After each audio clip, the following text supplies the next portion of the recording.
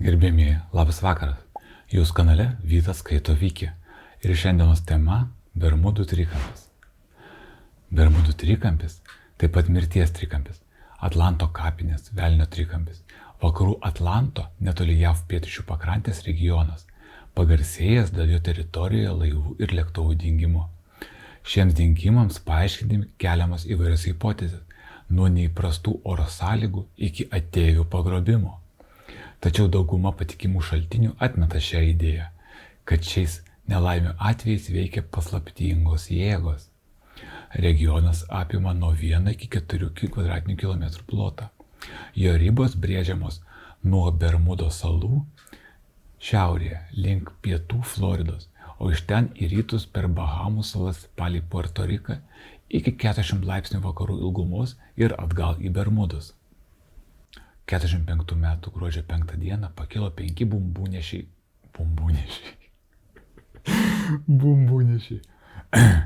45 metų gruodžio 5 dieną pakilo 5 bombonešiai Grumman TBF Avenger. Lėktuvo įgulą sudarė 3 žmonės. Pakilus tankus kamuoliniai debesis kabojo 2500 pėdų aukštyje. Vėjo greitis buvo apie 35 metrus per sekundę. Apie 16 valandą gavus pranešimą buvo galima suprasti, kad eskadrilė pametė kursą, o vadas nežino, kaip grįžti į bazę. Dingus ryšiui nebuvo jokių vilčių išvysti lėktuvus, nes kaip tik tuo metu turėjo baigtis jų kuro atsargos. Ta patį vakarą surasti dingusią 5 lėktuvų eskadrilę iš Floridos oro uosto pakilo patrulinis lėktuvas Martin Mariner, o jo lakūnai pastebėjo ore įvykusį sprogimą. Šio lėktuvo nuolaužų taip pat niekas nepastebėjo.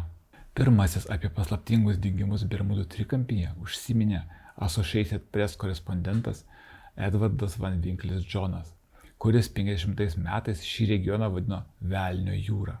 62 metų gegužės 27 dieną paslaptingai dingo didžiausias JAV karinių pajėgų lėktuvas C-133 su 25 tonas sveriančiu kroviniu.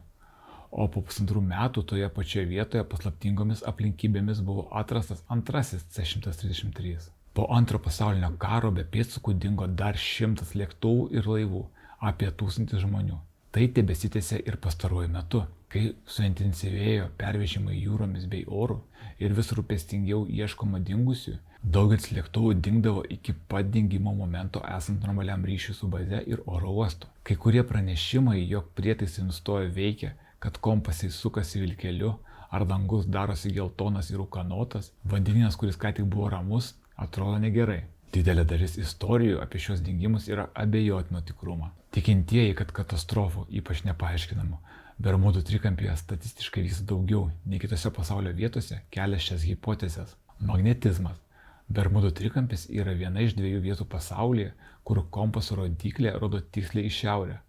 Kai kurių lėktuvų pilotai teigdavo, kad kompaso rodyklė kaip pašėlusi sukudavosi ratu, o kai kurie prietaisai nustojo veikia. Visą tai bandoma paaiškinti magnetizmo žemės lauko anomalijomis. Infragarsas. Kai dėl vandenyne vykstančio žemės drebėjimo laivai pradeda vibruoti, jūreiviai negali ištverti galingo infragarso. Laivai gali būti puikus infragarso rezonatoriai. Tačiau ši hipotezė nepaaiškina nei vienos lėktuvo katastrofos. Metanas ir eteris. Laivų katastrofos siejamos su staiga pasikeitusiu vandens tankiu. Milžiniškiams metalo purbalams pakilus į paviršių, vandens tankis staiga sumažėja. Laivas netenka plūdrumo ir nuskęsta.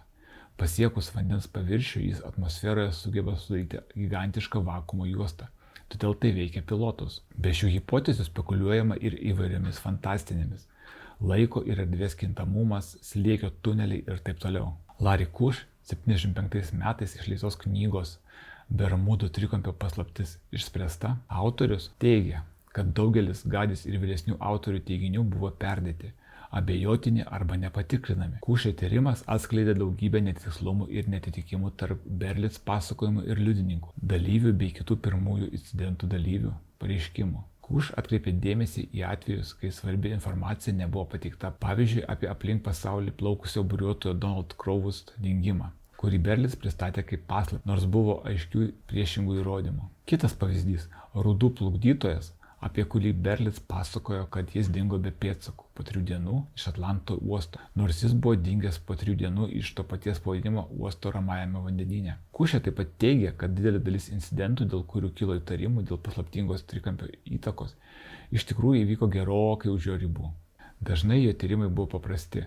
Jis peržiūrėdavo periodinius laikraščius, kuriuose buvo rašoma apie įvykių datas ir rasdavo pranešimų apie galimai susijusius įvykius, pavyzdžiui, neįprastus orus, kurie niekada nebuvo minimi dingimo istorijoje. Larry Kush išvados: laivų ir orlaivių, apie kurių dingimą pranešta šiame rajone, skaičius proporcingai nebuvo žymiai didesnis nei bet kurioje kitoje vandenyno dalyje. Vietovėje, kurioje atogrąžų ciklonai yra dažnas reiškinys, įvykusių dingimų skaičius dažniausiai nebuvo nei neįtikėtinas, nei paslaptingas. Berlitz ir kiti autoriai dažnai neužsimindavo apie vykusias audras arba net pateikdavo dingimą kaip įvykusi ramiomis sąlygomis, nors meteorologiniai įrašai tai aiškiai paneigia. Patys skaičiai buvo perdėti dėl aplaidaus tyrimo. Pavyzdžiui, buvo pranešama apie laivo dingimą, tačiau apie jo galutinį, nors ir pavėluotą sugrįžimą į uostą galėjo būti nepranešama. Kai kurie dingimai iš tiesų niekada nebuvo įvykę. Buvo teigiama, kad vienas lėktuvas sudužo 37 metais netoli Daytonos paplūdimio Floridoje, stebint šimtams liudininkų.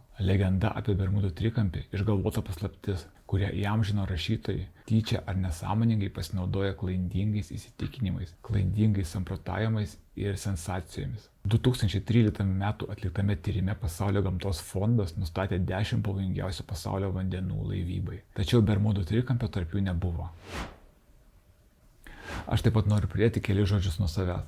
Mano manimu, paskutinis sakinys yra svarbiausias. Jei Bermudų trikampyje iš tiesų būtų pavojus laivams ar lėktuvams, tai virš jo nei skraidytų lėktuvai, nei plaukiotų laivai. Nes laivų kompanijų draudimo kompanijos moka labai gerai skaičiuoti pinigus ir jei tai būtų pavojinga, jie draustų laivam ten plaukioti. Šiandien tiek. Ačiū, kad žiūrėjote ir iki kito karto.